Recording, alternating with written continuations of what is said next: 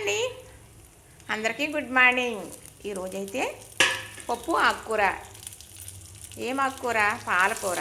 పాలకూర పప్పు. పప్పు ఉడికేటప్పుడు పాలకూర శుభ్రం చేసి సన్నగా తరిగేసి పప్పులో వేసేసానండి. కలిసి చక్కగా ఉడికిపోయింది. దానికే ఈ పోపు.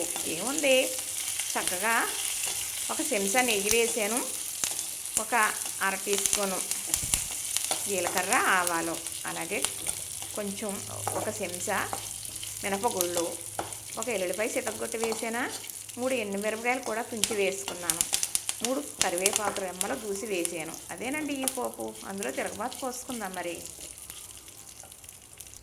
ఇదిగోనండి చక్కగా పప్పు పాలకూర ఇలా చక్కగా ఉడికింది కదా. ఇలా ఉంటే రైస్లో కలుపుకోవడానికి చాలా బాగుంటుంది. ఇలా తిన్నది మన ఒంటికి పడుతుంది, బలం చేకూరుతుంది. ఇది తిరగబోసుకుందామండి.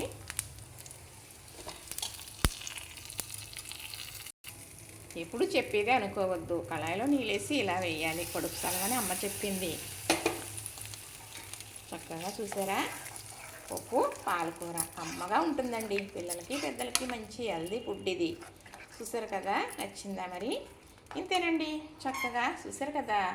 నచ్చిందా? లైక్ చేయండి, షేర్ చేయండి, సబ్స్క్రైబ్ చేయండి.